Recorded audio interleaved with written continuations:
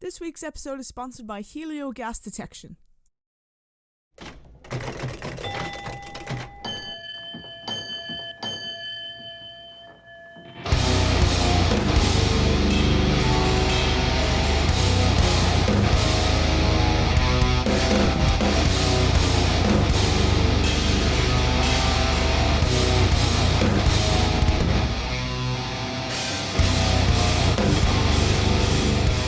Hey everyone, this is Letty from the Smash and Skull Sessions. I'm joined by Dani from Conjurer. Dani, how are you doing?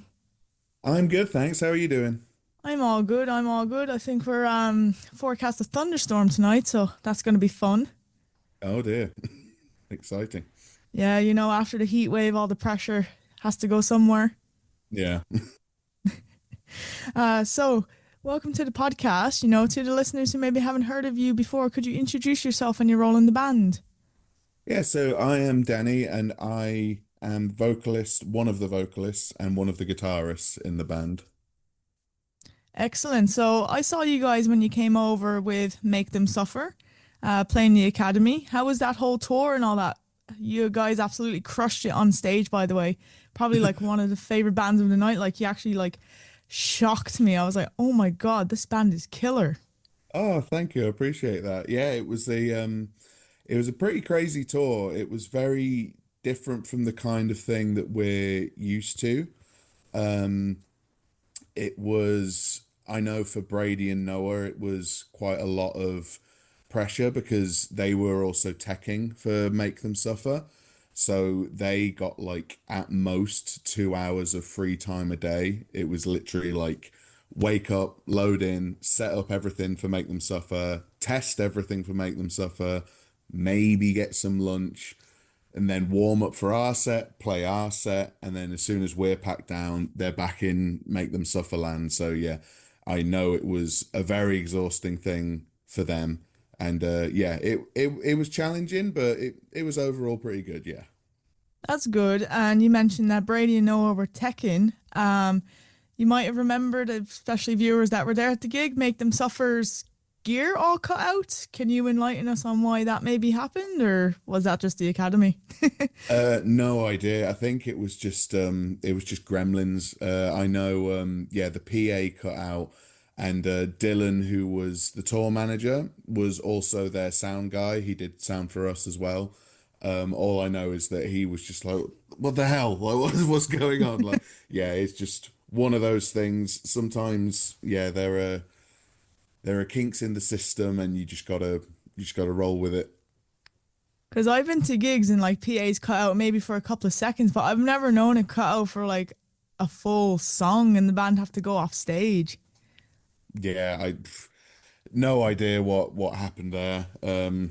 Yeah, unfortunate for them, but they're a great team. They managed to get something sorted in the end, but yeah, it's just one of those things that you can't predict, and when it happens, it's like everyone's at panic stations, and it's just kind of when things like that happen, like 10 seconds will feel like a minute. So it feels like such a long time, like trying to get everything fixed and sorted out. So I really, really respect Dylan and the guys for hanging in there with it. But yeah, it is what it is. These things happen. Yeah, and as a musician yourself, it must affect like your headspace of how the rest of the gig might go. Like you might like not let yourself go fully, thinking like, "Oh God, it's gonna happen again." Oh yeah, yeah. There's been plenty of times where like we'll make like a silly little mistake, like something will get knocked out of a power socket or whatever, and it, as I say, those it what might be a few seconds of getting something sorted, it feels like forever, and it can absolutely ruin a gig because you come off stage just thinking, oh, why did I do that? Like it's just it is what it is, but you just gotta roll with it. Yeah, it's absolutely ruined some gigs for me before, like, and it's such a silly little thing. Like these things happen, but when you're in your bubble and you're playing your songs and everything's going really well, as soon as there's like something that throws everything off, it can, yeah, it can really throw you off your game.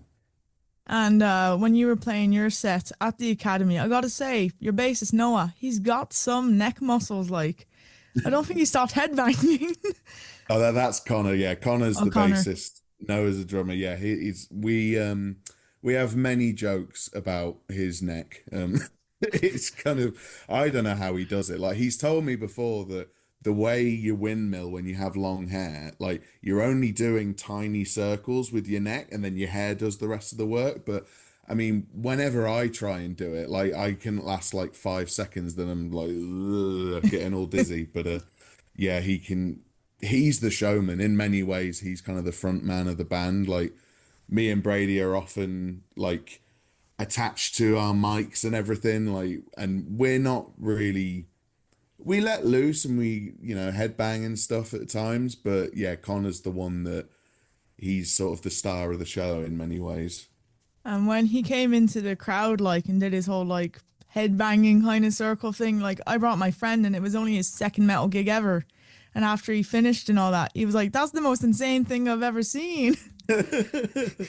Yeah, it's a great bit. It's a great way to end the show. There's been a couple of times where I don't know if he'd be okay with me saying this, but there's been a couple of times where like if the vibe isn't quite right or if he's just in a bad mood or whatever, he won't jump down and go into the crowd. And whenever he doesn't do it, like he never tells us whether he's going to do it or not. We just assume he always is. But there's been a couple of times where he hasn't done it, and we've just been like, "Oh, what's going on here? What's wrong?" Sort of thing. It's yeah. I know there's been times where he's not been allowed to do it. I think especially after I think it was in the UK, maybe in Birmingham, there was an incident with someone where they got really badly hurt at a show.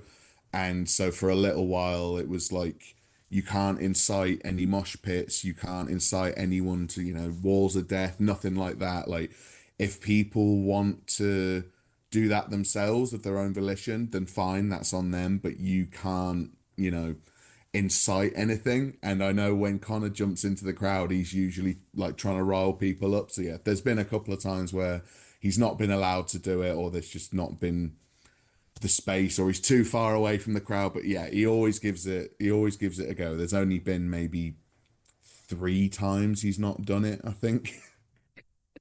That's a pretty good track record. I'd just be scared of, like, if I was headbanging next to him, just banging into his headstock, like, Oh yeah, he's damaged himself a lot from doing it. Like he often his nose is actually he's really gonna hate me for saying this, but his nose is ever so slightly wonky because one time I think it was he jumped into the crowd and something must have happened. He ended up like hitting his nose on his bass and it's just like permanently misaligned now. There's been, I mean, there was a time on this recent tour where he nearly slipped off the barrier. Like he'll jump down off the stage onto like the barrier in front and like he does it so quickly. I don't know how he does. I'd be so clumsy when doing it, but like there's been so many times where he's nearly slipped off the barrier and like he could be in serious, serious danger doing all yeah. that, but he just loves it. Like He must have done track and field in school or something, like hurdles or something, like practice. I wouldn't be surprised. He's a very agile guy. Yeah, because I was a barrier, like, right opposite him in the center of the stage, and he just came over so quickly. It was like a split second. I was like, okay, he's here now. Yeah, yeah. He gets in there. He shouts some profanity, riles people up, and yeah, it's. I don't even think it was like a premeditated thing. Like when he joined the band, I'm pretty sure he just did it one time and he must have enjoyed it because he does it pretty much every time we play that song. That's pretty cool. And last time you guys were over in Ireland was the Siege of Limerick in April of 2022. How did you find Limerick? Our Limerick's awesome. We've played that place a couple of times and it's just a really good vibe. I mean, I really like Ireland anyway. I have a big soft spot for Ireland and yeah, we played I think the first time we played Siege of Limerick was 2019. I think that was the first time we ever went to Ireland. It was a band called Baylor. I don't know if you remember them. They basically brought us over to play with them. We became really good friends with them, and yeah, since then Ireland's always been a great place to play. And I think it's similar to this might rile people up. It's similar to Scotland in a way because it's so, whenever people come to the UK, it's usually Manchester, Birmingham, London. So people in Scotland, people in Wales, people in Ireland, they don't tend to get as many chances to see bands. So when bands do come over, people are like raring to go. People are really, yeah, Yeah, because I think the most common comments I see when a band announces an EU tour, like UK and EU, I'll look at the comments and be like, "Where's Dublin?" or "Where's Cardiff?" yeah, yeah. No Barrow in Furnace. What the hell? Yeah, it's unfortunate. Like, I think the first time we went over, we played maybe three shows, and like the guys in Baylor would tell us what it's like touring in Ireland and stuff like that, and how difficult it can be to kind of break out of it and all that kind of stuff. So yeah, whenever we get to go over, besides the ferry being awful, it's always good to go over. Like there's just something about Ireland that's very just very welcoming. You know, you're gonna have a good time there. Yeah, it's like if you come over and like, I think 90% of it, like, is for me anyways, that bands make the effort to come over. Like you've Mm. already won half the battle making the effort to come over. Yeah. And do you have a favorite memory from the Make Them Suffer tour? There's been some good ones. Trying to think. Honestly, like because of Brady and Noah's schedule and everything, and it just being a very kind of all go tour, like whenever we would get off days to sit and hang out, like that was always great because God knows they were needed. I know at one point we were determined to get through like all the Star Wars films on our days off, and I think we managed the first two.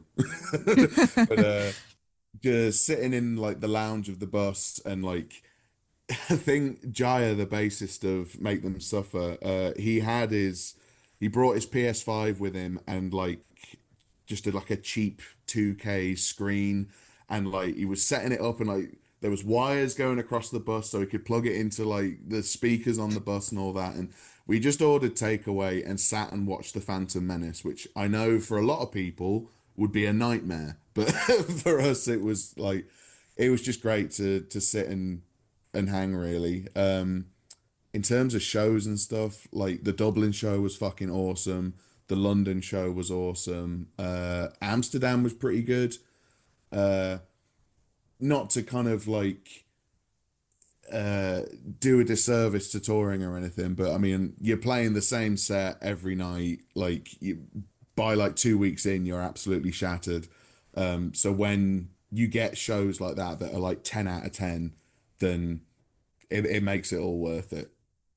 100%. And you brought up Star Wars now. Who's your favorite Star Wars character?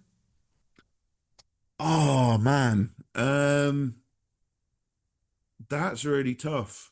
Um and I've been watching them all recently. Like after that tour, it's like, okay, I'm just gonna sit and watch them all.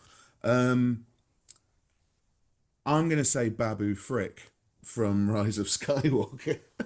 Just because I really like his voice. I find it very funny. To be fair, I've got kind of a controversial pick. I love Kylo Ren. I think he's like one of the best modern Star Wars characters. Yeah, he's great. I think he's definitely the best thing about that series. It's just a shame what happened at the end, and it all just went. I think Adam Driver just plays him so well that it like redeems it, even if like, however you feel about that trilogy of movies. And his lightsaber's so cool. Yeah, it's awesome. Me and Jaya were talking non-stop about Star Wars, and I was like, he's not big on The Last Jedi, whereas The Last Jedi is like my second or third favorite Star Wars film, and was saying to him that like when those films came out, a lot of people were up in arms about Kylo Ren, thinking, "Oh, he's just like a stroppy teenager kind of thing." And I'm like, but that's so much more scary than someone who is like composed and considerate like Darth Vader is. Kylo Ren, it's like you don't know what he's gonna do. Like Like the fact he could take your head off at the drop of a hat is like terrifying. yeah, exactly. Like, I think that makes it so much more, it ups the stakes more because, like, as much as obviously Darth Vader's awesome, it's a lot of him just kind of like strolling about and using his deep voice and stuff. Whereas Kylo Ren, it's just kind of like, I mean, in Force Awakens, like one of the first things he does is blow up like four planets. It's just like, okay, this guy means business. 100%. I think sometimes as well when I go back and watch like the Darth Vader movies that like he's talking while he's breathing. I think that's just really funny. Yeah. Yeah, there's a lot of little hiccups in those films that I'd never noticed before. I think it's in A New Hope. There's a part where some stormtroopers are like walking through a door as it's going up, and one of the stormtroopers bonks his head on the door. I'd never noticed that before. It's great as well. I don't know if you've seen on Instagram or anything, but there's that picture of like the Star Wars coloring book. And it's like the worst coloring book ever because it's just the stormtroopers black and white, and then Kylo Ren on the next page is all black. Nice, that one was easy. It's one of the best Star Wars pieces of merchandise for sure. Yeah. And you guys, Conjurer, got to do an audio free session in 2025. How was that? Oh, it was 2023, sorry. Oh, Yeah, that was the second time we did it. We went over to the States. It was our third time over in the States, our second time doing Audio Tree. Um, and yeah, it was the thing that a lot of people don't know about doing Audio Tree is how much it sucks to load in. Because I mean, the two times we've done it now, we'll have played somewhere outside of Chicago, and we'll have had to drive from that show straight to Chicago and drive through the night, like no sleep, get to Chicago, load into Audio Tree, do the whole thing. And so both times we've done it, we have been absolutely shattered.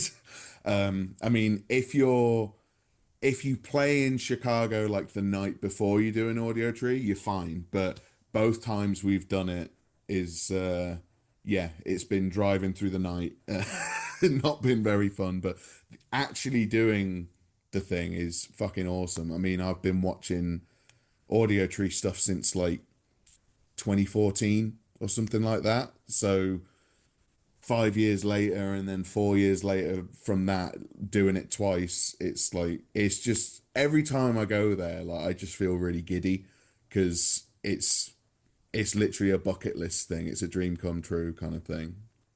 it's really cool, and they featured some of my favorite bands. Like I think one of my favorite sessions is definitely when they did Have Mercy, tiny moving parts, and I think they did Russian Circles as well. Oh, nice, nice, yeah. So there's some pretty good ones. And your album Pathos came out in 2022. How was the recording process for it? Pretty rough. It was most things that could have gone wrong did go wrong.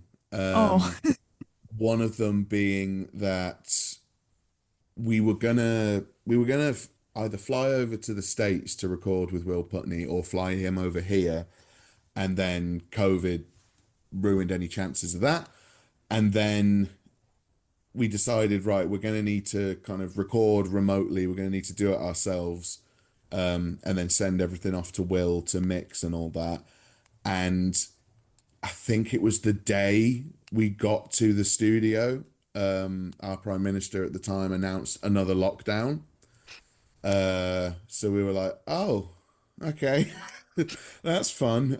So yeah, we were recording it all through lockdown. We were in a studio just outside of Birmingham for a week maybe, and then we had a lockup at the time that we then moved to finish everything else off, and it was just, I mean, I enjoyed it, I enjoyed doing it. I really enjoy being in studio and kind of piecing everything together, but it was really stressful. We were working up until the very, very last minute, like still writing some of the stuff. So yeah, it was a very different experience from when we did our first album, where we were amongst like lovely green fields. It was April. It was sunny all the time. Like we were what 23, 24, or something like that at the time. So it was like, oh my God, we're doing it. But yeah, the doing the second album, it was a very, very different experience. And we were proud of ourselves that we got through it and that we know that we can do it if it ever has to be like that again, but we never want to do it like that again.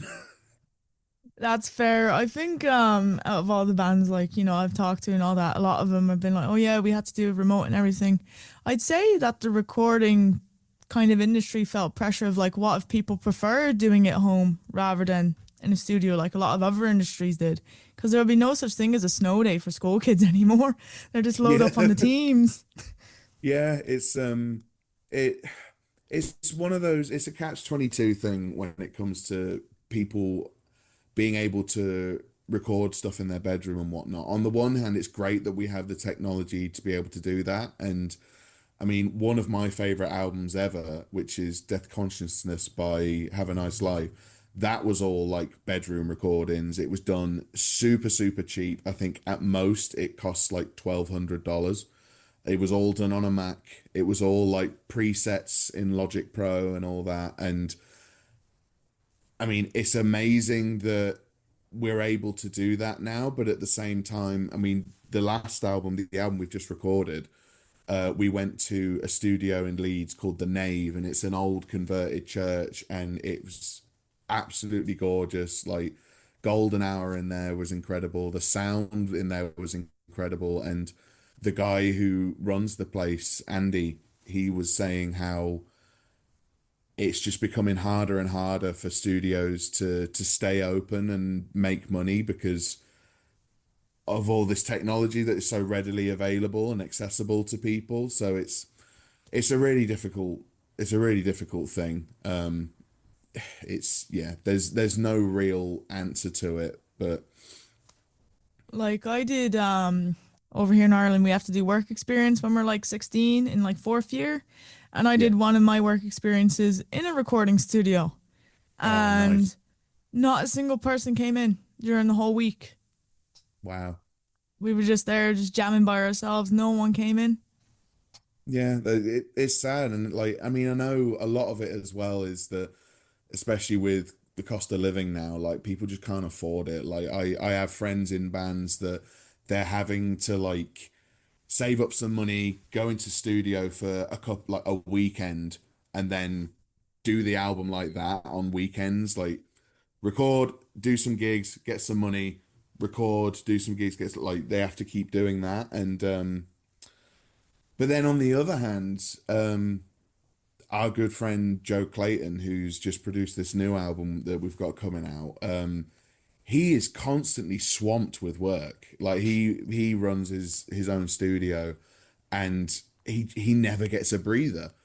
And so I don't know what it is, whether it's like location or what, but like, he's always got work. But then these amazing studios like the Nave in Leeds, they'll be struggling from time to time. I couldn't tell you what the answer is, but it it's just a shame. Like, I mean, we see venues dropping like flies all over the country now. Like, if studios start to go and then like practice spaces start to go, it's like what's anyone gonna do? What Like, was that's it? how Was it one of the Brixtons shut down? Was it last year, this year? not entirely sure. I know Brixton Academy did close for a time. That wasn't related to like the venue not making money or anything. Like something happened there and there was yeah, it had to get shut down for a bit. But yeah, like it's a lot of grassroots venues especially are disappearing. I mean, we've never played a hometown show. ever, because I think just as we were forming, uh, the one venue in our hometown got knocked down and it was replaced with flats and stuff like that. And even though, yeah, the venue wasn't great, it was ours and it was the only Yeah. place to go. Um, so we for years now just been like trying to find out like how we can do a hometown show because there's just nothing. There's Set nothing. up in the road in a marquee. Yeah. I mean we even looked into Brady's old school that he went to. Like he contacted them, was like, can we play like the assembly hall? Like, can we just play in the gym or something?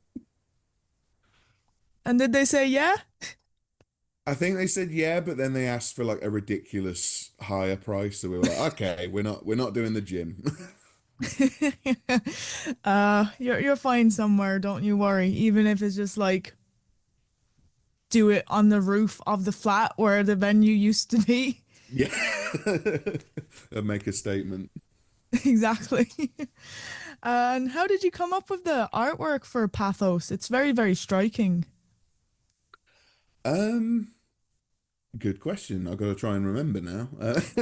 It's so I'm always on Instagram looking for new artists and stuff like that. Like my Instagram feed is just animal videos, guitars, food, and artists. That's all it is. And yeah, I'm always on the hunt for like just interesting and cool artwork, whether it's for like artwork for an album or for merch or anything like that. Like always on the hunt for stuff and stumbled across a guy called Jean-Luc Almond. I don't know if it's Almond or Almond. But yeah, stumbled across him and he did a lot of work. I forget what the technique is called now, but it's where you lay on the paint extremely thick and it like, it pops out and it's textured and all this kind of stuff. And I loved his style. Like it was all kind of like primarily monochromatic pictures and paintings and stuff, and then he would just go in and like mix all these oils together and just create these really visceral and disgusting yet beautiful textures and designs and stuff. And we've always been drawn to stuff that is both disgusting and beautiful, that is both heavy and soft and stuff like that. And it really, really resonated with us. And I actually, when I was discussing the artwork with him, I sent a picture as a reference of like how we'd want the person on the front cover to be sat. So I sent a picture of me, like, doing that and didn't really stipulate to him that I didn't want me to be on the cover. And then we got the artwork back and it was me on the cover. And I was like, shit. Now people are going to think I'm really fucking arrogant. But yeah, no, so that was like I went to the guys, was like, can we fork out another however much to get another one? They were like, no, we'll just put more paint on your face. It'll be fine. So that was the only that was the only note we had for him, was just to cover my face with even more gunk. But yeah, I mean, in terms of like the concept, it was just we knew that the album and the lyrics and everything that went into it was a lot darker than the first record. Like I very much see the first record as four guys just going into a studio like, yeah, we got some riffs. Like that's the vibe it gives to me, even though like it can be really bleak at times, that first album. Like I see it as such a light album. I mean, even the artwork is, even though it's two guys carrying a dead body across a bridge, like it's bright. It feels bright to me.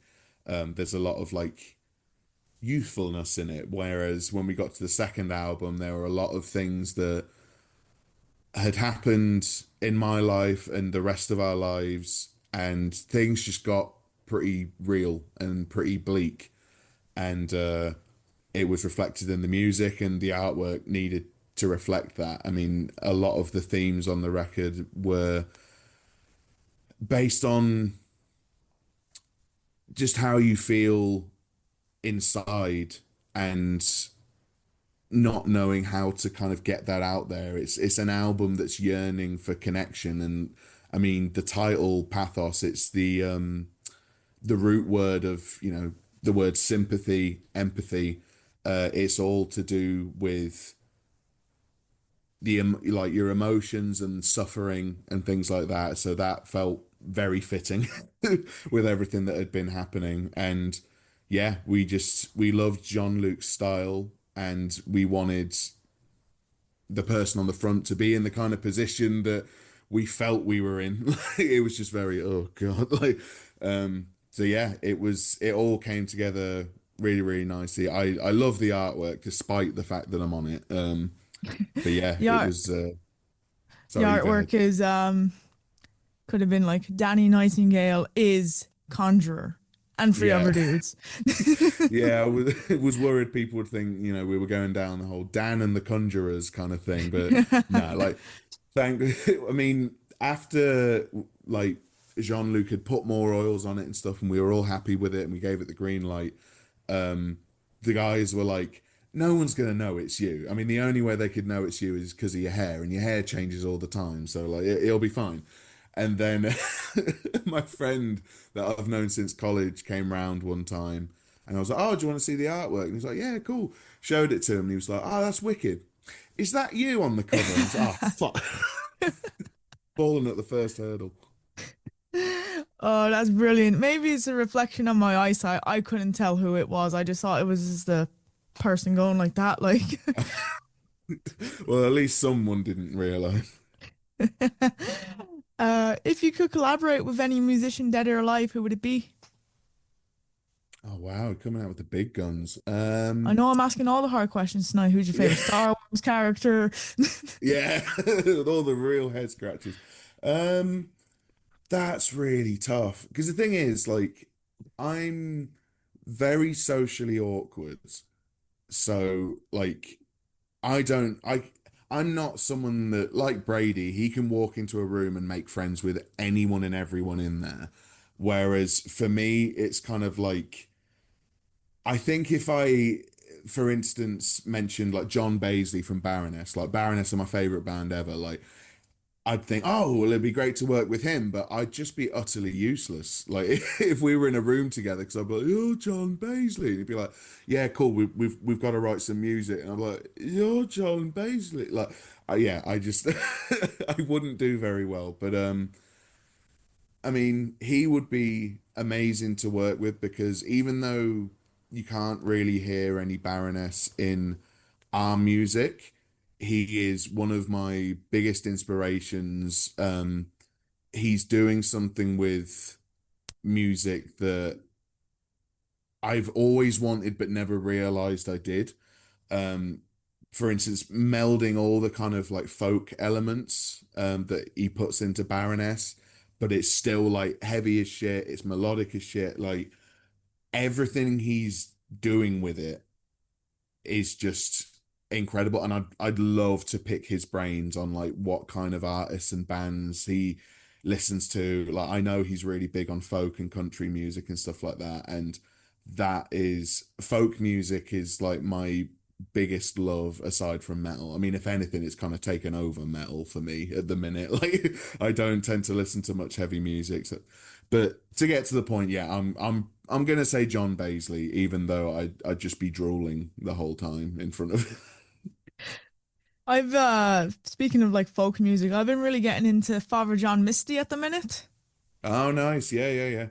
Yeah, I think he's really, really cool. I have to explore more folk. And now, was it Bonnie Iver's first album for Emma? Yeah, Excellent album. yeah. He like I adore Bon Iver. His latest album's great as well. Like the first four songs is like it's an EP of folk stuff. It's very for Emma era, and then the rest of the album's a straight up like R&B album, and it's incredible. Like it's amazing. Like yeah, I love Bon Iver, Fleet Foxes. I know Noah is really big on this band called Midlake. Um, what are some other folk artists? I'm really into Laura Stevenson. In fact, one of my favorite folk artists, because Irish people do folk better than anyone else, is this guy called Junior Brother. I don't know if you've ever heard of him. Name sounds familiar. I don't think I've ever checked them out. He's uh, he's got a very unique style, I'll put it that way. It's very strange, but he sings in a style an old Irish friend of mine once told me it's called Sean-nós or something. Shanos, yeah, we had to study it in school. Yeah, yeah, and it's like so his inflections like they seem really strange at first, but like yeah, Junior Brother is incredible. Richard Dawson from Newcastle, another amazing folk artist. Yeah, like really, really big on my folk music. I don't know if you've ever watched the movie Brooklyn. It's about an Irish girl moving over to Brooklyn, but there's a really cool Shanos part in that, the Christmas dinner scene. So maybe look that up if you're really into Shanos singing. Yeah, I remember watching it, I think a few years ago now, because I love Saoirse Ronan. I think she's awesome. I can't remember that scene in particular, but yeah, I've definitely watched that film and yeah, I'll get onto YouTube and specifically look up that scene later. Do for sure. Do you have any favorite album releases of 2025 so far, or any that you're looking forward to? Oh, oh man. I know I'm really picking Trying your to brain tonight. I'm sorry. It's okay. Let me go on to my music streaming thing and I'll be able to tell you. I know for I think it was last year or the year before, there's this band called Great Falls. They released an album called Objects Without Pain, and that was incredible. Okay, so I'm just for my first answer, I'm gonna cheat because My Chemical Romance have just brought out a new mix of Three Cheers for Sweet Revenge. So technically that counts, but let me think. I mean, it's remixed. It's basically a new album. Yeah, like it's it's so different as well. Like usually when bands release remixes, remasters, it's like, oh, it's the album but a bit louder. Whereas this, it's very, very different. Here we go. Let's go by release date. I want them to re-release the old music video for "I'm Not Okay," the one where they're in the van, like from Murder on the like scenes from a murder, whatever their movie's called. Life on the Murder Scene. Yeah, Life on the yeah, I Murders. Yeah, remember. I want them to re-release the old music video for it. Yeah, I wore that DVD to death when that came out. I was obsessed. Okay, so stuff from this year. I mean, I'm gonna say the Bon Iver album. That's up there for me. Like, I really, really enjoy it. Wasteland by Jim Geddy. That's probably my number one. He's another folk artist. I saw him supporting Richard Dawson, who I mentioned earlier, and it's just oh, it's perfect, Letty. It's just perfect. It's apocalyptic folk. It's a folk album as like written like a metal album sort of thing. It's real heavy, it gets real dark at times, but it's gorgeous. Like I that's my number one, I think. I'm gonna have to check that out. It sounds right up my alley. Oh, it's fantastic. It's wonderful. Awesome. And we're on to our last question. Do you have any advice for anyone wanting to start a band in 2025? Yeah, don't do it. No, no, no. It's I think the main thing that because I've spoken to friends before who have like wanted to get out there and like start a band and stuff. And first of all, you want to start as early as possible. I mean, starting a band when you're 20 is very different from starting it when you're 30. Um, and realizing how much your life can change is a really big thing. Like if you're someone that you came out of education, let's say you got an apprenticeship, you went to uni, all that stuff, and you got a career and a house and a mortgage and all that stuff. Like starting a band after that is going to be so much more difficult because I mean, when you're 20, you've got virtually no responsibilities. Like you'll have a job, but I mean, not many people I knew when they were 20, we were all still living with our parents and stuff. So the less responsibility you have, the better you'll the better you'll do.